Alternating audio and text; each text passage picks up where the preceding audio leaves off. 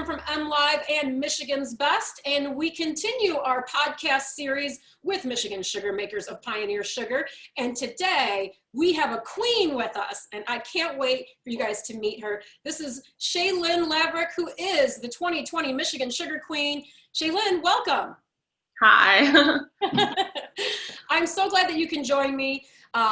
I am a little obsessed with all of the queens across Michigan. Anytime I'm at a parade or an event and I see whether it's Michigan Sugar, the Cherry Queen, or Mrs. Asparagus, I always want my picture taken with you guys, because I think that what you do is so very important to our local communities, to our local businesses, and you create such a great, fun, festive thing around all these things, in addition to being pretty accomplished young women, right, Shaelynn?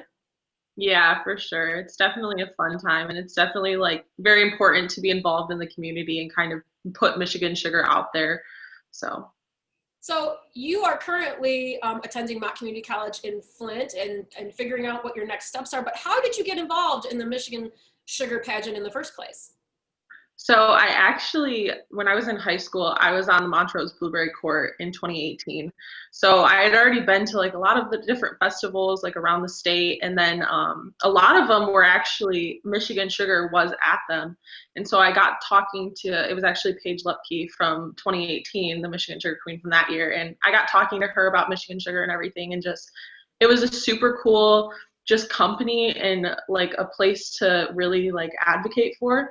So I was like, well, when I get old enough, I want to be able to do that. And then school kind of got caught up to me last year and I didn't have time for it. And I was like, you know what, maybe I'll do it next year. And so I finally decided I'm just going to apply and just try and see what happens. So that's fantastic. Well, we'll get to why you like Michigan Sugar in a minute, but walk us through what it's like to get on to become a queen or to be on a court for one of these, major titles. How do you go about that? What are they looking for? Maybe if I want to be a queen, what do I got to do, right? So basically, I believe Michigan Sugar puts the application on their website, but I believe the application was uploaded around January of last year, but I'm not 100% positive on that. And then the applications were due the end of April. So it's basically the application is just questions about yourself and then a couple essay questions of just like things you support and like things you have opinions on and stuff like that, and how that affects Michigan Sugar. And then from the applications, they selected people for interviews. So they eliminated so many girls based off of their application. And then if you moved on to an interview, you had an interview with a panel of judges. So I think it was 4 judges, I believe. And then Rob Clark, the director of communications, he was also in the call. So they just asked us questions about Michigan Sugar, about GMOs, organics, stuff like that. And then based off of that, they selected who was on court. So it was me, Elena, and Haley that were selected. And then we had the crowning ceremony to do that. Normally, though, if COVID wasn't a thing, it would be the opening night of the festival for the Sugar Festival is the crowning ceremony. So it's a little bit different than what it was like normal years this year. So just like everything else, right, Shaelynn? Just like everything else. Yeah. Well, that's really interesting. So they are asking you questions. I mean, this is obviously not just a beauty pageant in the sense that you really do have to know your stuff about Michigan Sugar. Like, what did they ask you about? So the things that I got asked about was mainly like how I approach situations. And then a lot of the questions actually kind of revolved around COVID. So it was like, I was asked quite a bit how I felt about doing things online rather than doing things in person, and how I interact with people online versus in person, because it's kind of a lot different and you don't get to make the same connections as you do if you were in person.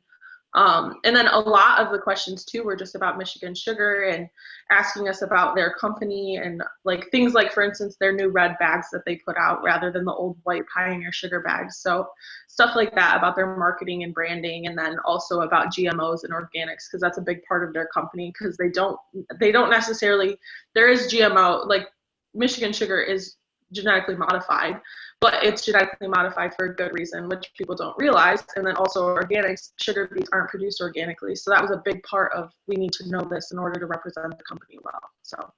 Right. And when you say that Michigan Sugar is genetically modified, but for a good reason, can you explain that reason to us? So Pioneer Sugar or Michigan Sugar, it has the Roundup gene put in it, which a lot of people use Roundup in their day-to-day basis just for killing weeds in their garden. Well, when people think genetically modified, a lot of times they think, oh, this is such a bad thing, but they put the Roundup gene in it. So when they spray Roundup on their plants, it kills the weeds without killing the plant because the plant is already immune to the Roundup. So that actually, it helps produce a better crop, and it just helps produce more of it without killing any of it off. Gotcha. Thank you for that information. Now, in a typical year, the queen would be going around to all these festivals, and that's when I love to see you. You guys are on your float or you're walking, you've got your crown and your sash and everything. So what's it been like this year? What have you gotten to do, and what haven't you gotten to do? So this year it's been quite a bit different. We haven't been, normally we'd be at festivals pretty much all summer, just doing things pretty much almost every weekend, just going to different festivals around the state and kind of being ambassadors for Michigan Sugar. However, since a lot of the festivals have been canceled this past year and parades really haven't been allowed because of COVID needing to social distance and everything, we did do one parade at the beginning of the year. We made our own parade in Seaboing as like a little mini parade. So people just came outside their doorstep and just watched us drive by, and we gave them bags of sugar. So that was kind of more to keep it COVID friendly if we could. And then other things too, we went to Mackinac Island for the Fudge Festival, and we just wore masks and socially distanced, and we made fudge while we were there and everything. So that was really cool. But a lot of the stuff too has been more online, making videos, being a part of Michigan Sugar through Facebook and stuff, and just kind of like keeping up to date and keeping people updated on what's going on with Michigan Sugar. So it's definitely a different year, but I guess you're still outreaching to the communities that you represent. Now let's talk about Michigan Sugar again, and makers of Pioneer Sugar. What is it that you like about this company? Why are you so proud to represent Pioneer Sugar? I just think ever since I first heard about like Michigan Sugar Queen and the whole scholarship program and everything, I just think it's really cool that they try to get younger people involved into something, because normally people my age wouldn't necessarily be interested in something like, oh, how is this sugar made? And most people don't understand that sugar comes from a plant. So that's kind of something cool about that too. But one thing that I definitely really love is I think Pioneer Sugar is very involved when it comes to community, and they just want people to know about their brand and know that it truly is locally grown and locally owned. So it's very diverse in that way. So they try to outreach to smaller communities near them, but also on a bigger aspect too. They reach to people that didn't understand the process of sugar, understand what's going on with it. So yeah, they definitely have a unique story with their 900 grower owners as a cooperative model, and I think that really sets them apart. And then of course the new red bags have totally done that. Well, what would you say to someone out there who might be considering running for the Michigan Sugar Queen scholarship program through Michigan Sugar? What kind of advice would you give them? I mean, honestly, my advice is just go for it, because realistically, when I was running, I was talking to my mom about it, and I was getting her help with my application. I was like, does this sound okay? I was like, I really don't think I'm going to end up like winning or anything, but like, why not just try? And then I ended up becoming the 2020 Michigan Sugar Queen. So it's all just about just going for it and trying, and just like really understanding knowledge about their company, and then just shooting your shot, because realistically, you never know if you don't try. So Shaelynn, I think that's excellent advice for life in general. If people want to get more information about the Michigan Sugar Queen competition, Shaelynn, where should they go? They can go to michigansugar.com, and then applications about their scholarships, including the Michigan Sugar Queen scholarship, is under the community tab on michigansugar.com. Awesome. Well, Shaelynn Lavrack, the 2020 Michigan Sugar Queen, thank you so much for joining us today. Thank you for having me.